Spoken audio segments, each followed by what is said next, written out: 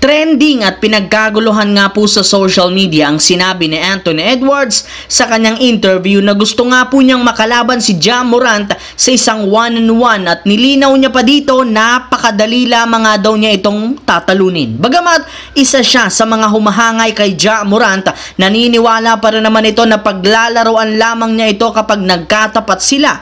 At kasabay ng naging pahayag ni Edwards, marami nga pong mga fans ang natuwa sa kanya dahil nangangahulugan lamang nito, hindi pa rin nawawala ang confidence niya. Ngunit may ilan na naman nga po dito ang hindi sumang-ayon dahil kung skills lamang nga daw ang pag-uusapan, mas lamang sa kanya si Ja Morant. Maging si Ja, napailing, napatawa na lamang mula nang malaman niya ang sinabing ito ni Anthony Edwards. Kahit man wala siya masyadong naging comment, sa naging reaction pa lang nito masasabi na nating hindi siya sang-ayon kay Anthony Edwards. Well, kung avid fan nga po ninyo, ang dalawang ito may pinakataas at isa sila sa dalawa sa pinakamataas na ego at pinaka-competitive bilang isang superstar, kaya di na nga po nakapagtataka bakit gusto nilang talunin ng isa't isa.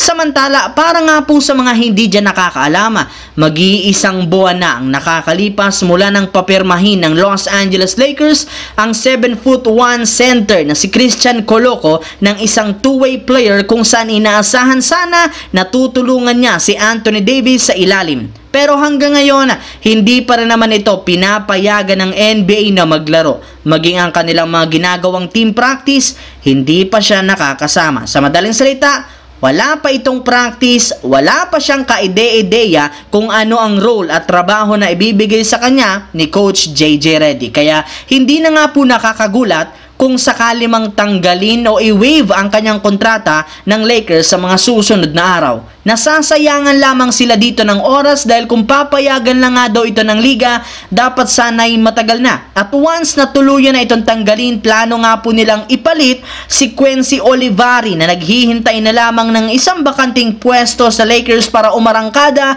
at makahabol sa papasok na bagong season. Samantala, simula nga po ng sunod-sunod na mawala ang ilang mga key player ng Denver Nuggets, unti-unti na rin naman nga pong bumababa ang expectation sa kanila ng mga fans na makakakuha ng bagong kampyonato. Ngunit ayon sa naging pahayag ni Aaron Gordon, naniniwala siya na mas lumakas lalo ang kanilang team ngayon kahit man nawalan sila ng mga dating manlalaro at ang pagkakaroon ng mga bagong players kagaya ni Russell Westbrook at Darius Saric na magiging backup center ni Nikola Jokic. In fact, ang kasalukuyang bagong lineup ngayon ng Denver nag-produce ng 10.35% na triple-double. Hindi rin naman kagaya last season, mas gutom at desidido nga po ngayon lalo si Aaron Gordon na magkampiyon para ibigay sa kanyang bagong kakampi na si Russell Westbrook. Isa rin naman nga itong Hall of Famer sa dami ng record na nagawa nito. Kaya pangako nito, tutulungan niya si Westbrook na makakuha ng kanyang unang titulo sa kanyang NBA career.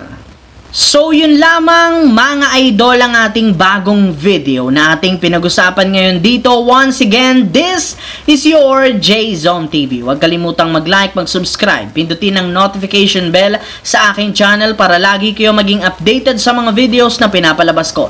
Isang malaking shoutout sa lahat mga idol. Maraming salamat po.